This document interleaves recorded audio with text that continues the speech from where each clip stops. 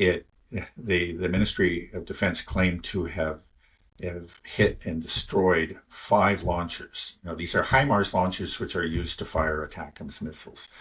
And these launchers were in the Sumy region, which is very, very close to Bryansk and Kursk. So they would be the launchers that would be used for these strikes, and probably had been used for the strikes. And then also there were, I think that in those strikes on the launchers, the Russians claimed that they killed personnel, the crews, including foreign personnel. And then there was a strike it was a GUR, which is military intelligence in Ukraine, a GUR headquarters, or at least a meeting place, and that a large number of foreigners were killed. They say 40, a majority of whom were Americans. And then I think there was another one where a number of French military personnel were killed. So what Alexander Mercouris argues is that, okay, yeah, they especially targeted the launchers and the foreign military personnel. And so it was a retaliation. Indeed, it was a retaliation for the ATACMS. Now, I think he's right to point this out, but I disagree with his reasoning. I don't find it plausible that they had actually ignored ATACMS, these HIMARS launchers that are used for the ATACMS missiles, that they had ignored them previously and then decided to go after them. I think that's not possible. Those were always highly sought after targets, and they were probably searching for them all the time. I think what happened is they got lucky, and they got them, and that is a direct blow to to their efforts, degraded their capabilities. To fire one ATACMS missile, you need one launcher. I think these launchers can fire something like 8 HIMARS at a time, but they can only fire one ATACMS. So you take out 5, you've seriously degraded, in that region, you've seriously degraded NATO's capability to fire, into Russia. So that is, that could be, I think there's no way that they just decided to go after it there, but they got lucky and they got him that night. And then as far as the military personnel, well, it's not the first time that the Russians have killed NATO personnel within Ukraine. In fact, if you remember, I think it was roughly a year ago that 60 French, so-called mercenaries were killed in a strike. And right. Remember, in a hotel or something, right? Yeah, right. Right. And so it's happened as many times, So again, I don't think there's really any evidence that they specifically decided to go after these people, that night in retaliation, but they got them. So it's just like Putin got the report, and and when he saw it, he said, "Hey, I can use this. Let's see, we can just delay our hypersonic attack. We don't need to do this. This works. We really hurt them last night, and we can just call this a retaliation." And I think that would be classic Putin, like I was saying. He has a chance to reduce the escalation. It is, you could say it is an escalation of some kind. You could call it that. He'll take it. And, it may have worked. The thing is that we have, for example, there was silence on the NATO side about this attack, which tells me it was successful, and what the Russians are saying is correct. If they were making false claims, there would have been strong denials on the other side. But it's just like, oh man, they got us. That hurt. Those are some pretty high level guys there. Our guys are scared of going over there now. And hey, they took out those launchers. We can't even fire anything for a while. We got to get some more launchers up there, and that's not going to be easy. Mm-hmm. So it may have really succeeded. It was just that he got he got an unusually good haul, you could say, that night with that strike, and he said he just took it and said that, okay, this is it. Interesting. So that's my theory. I think it makes sense. Okay. Dad, be careful when you're tapping the desk, because it's picking up a lot of the thumping next to the mic, so don't tap too much. So you think that he just got lucky, Putin got lucky, and that if they didn't take out these HIMARS launchers, then an Oreshnik would have been used, that he just saw this as an opportunity, like, okay, we don't have to make a big show. This gives a chance for actually, NATO, the West, to say, let's don't talk about what happened with this regular missile strike. You can't hide when an Oreshnik is used. That's going to make headlines. But, okay, this is just other missile strike. We won't say anything about, 40 foreign military personnel, mostly Americans, getting killed and these HIMARS launches being destroyed. We just won't say anything. And so Putin gets to take the win. NATO gets to just say nothing happened, everything's fine, and not escalate further. So it's a way to that Russia did a lot of damage, and hopefully not in a large escalation step. Is basically what you're saying. Yeah, yeah. So if you didn't, you think that there would have been a Russian use if they didn't have a good successful attack? Yeah, I think there's a good chance of it. Maybe it would have gone off on schedule as not everybody, but many of us were expecting. Mm-hmm. So who I think he felt it was clear. He had made it clear that we are going to retaliate against this. And I, when Putin says that, he means it. And then when he got this, an exceptionally good results in that missile strike that night, he said, hey, this works. Let's just use it. Interesting.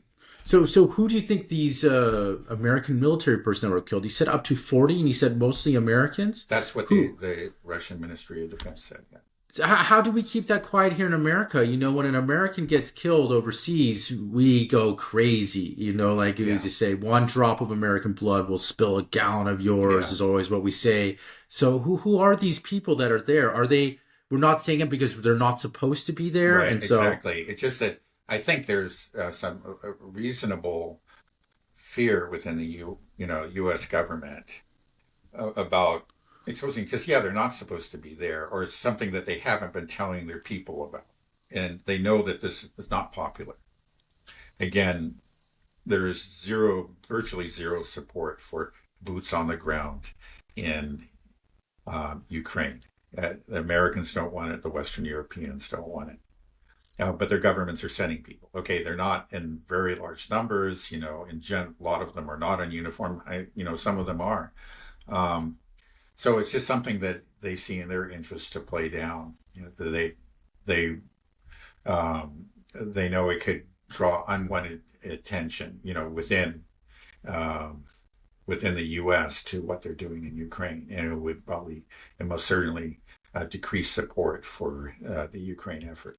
So who are these people then? Are they intelligence officers? Are they people that are training Ukrainian troops?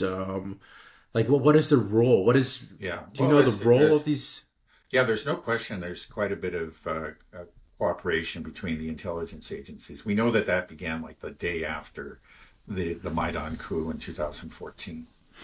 Remember, there was actually a story that came out of the New York Times a couple of years ago about all the different CIA bases that were established within. Right.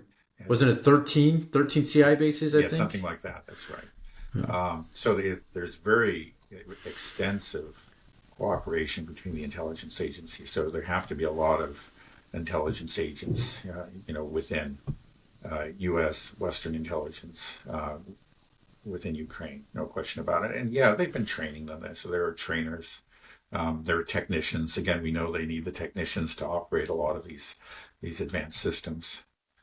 They're all there, and there are commanders. I mean, there was a Polish general that was killed. It was believed actually Chasiv Yar. Again, it was probably about a year ago or so. And then what happens invariably in these cases is that some weeks later, the obituary appears somewhere in the U.S. or Poland or France, and it says, this person died in an auto accident, or died of a disease or something like that. I mean, really? They just give it a cover story and then quietly bury the guy. Can they do that for all these people? I mean, there was that strike that we said killed what was it, like 60 French mercenaries. Here we have relatively high level people. The French actually, admitted that they were their citizens. They called them like aid workers or something like that, and clearly they weren't. Actually, you can see like from the photos after the strike there was clearly a very large gathering of military personnel. But they admitted, that there were French there. They just pretended that they had nothing to do with military operations. How do you? But I think even very recently, maybe it was a Canadian citizen. It was said that he died. He got sick or something in Ukraine and came back, and everybody suspects that no, that's not what happened. He probably was Yeah, killed. I'm just wondering how a country can keep this hidden. I mean, these people that have died, they all have family back in the Yeah, U.S. or wherever. They know their son or their brother, what they're yeah, doing there is not, they're not handing out cookies like Victoria Nuland. uh-huh. They know that they're part of this war, and I'm sure they have to be very upset. They're probably told that we're just there's not no risk. We're just playing an aid position to for the Ukrainian army, and if more Americans start coming home in body bags, surely people will talk, right? And Yeah, then yeah. There's they'll obviously a break. point beyond which you can't cover it up. And I'm sure people talk, but the question is, does the local media pick it up? And they kind of know they're not supposed to do that, and they just don't. They don't touch it. So it can, yeah, you can keep it quiet up to a point. There's a point beyond which you can't. So That's you don't. obvious. So when something like this happens, you don't view it as a major escalation. That this is not something that the U.S. will necessarily escalate against, Yeah. right? Well, no. I mean, the fact that they're not saying anything kind of tells you that they just accepted it. If they wanted to play it up and said, the Russians have attacked our people there, and we need to do something in response. They could have taken that course, but they didn't. They chose to keep it quiet, and that suggests to me is that they said, "Oh, damn, okay, yeah, this he can really hurt us. Let's pull back for a while and rethink this." I Right. hope that's So what's happening. So far nothing's happened since then. There haven't been any strikes, but of course it's only been a few days. right. I was about to say it sounds like maybe things are quieting down. Maybe the message is getting through to the U.S. or maybe the Russia taking out those HIMARS systems was devastating enough where they realized like we just don't have enough attackums. Maybe we can't keep on doing this because really it was the first week after the announcement that they're going to lift these restrictions for long range missile strikes that we saw a little flurry of attackums and storm shadows and then the Oreshnik and now this. But it seems to be quieting down. Do you think the message has gotten through, or that we're going to see continued strikes from Ukraine using ATACMS, Storm Shadows, and Scalps, and then we will see Putin next time use an Oreshnik, or something bigger and strike in NATO, potentially even. I mean, Um, well, there was, according to Gilbert Doctorow, one of the leading shows that is close to the Kremlin. So a lot of the things that are reported there kind of reflect what Kremlin thinking. Said, I think shortly after that strike, that the West got the message. And I don't know on what basis, but maybe there was even a back channel communication. It's like from from the U.S. saying, okay, yeah, we're going to cool it. We got the message. We'll see.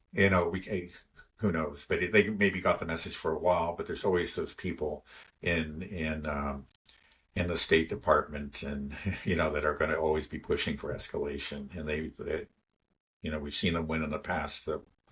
They may very well win again, and the escalation will continue. And then we'll see again. Putin's made it clear that it will be he will use the Oreshnik. He's not going to. He's not. Uh, he's made it quite clear in that he may use it against decision making centers.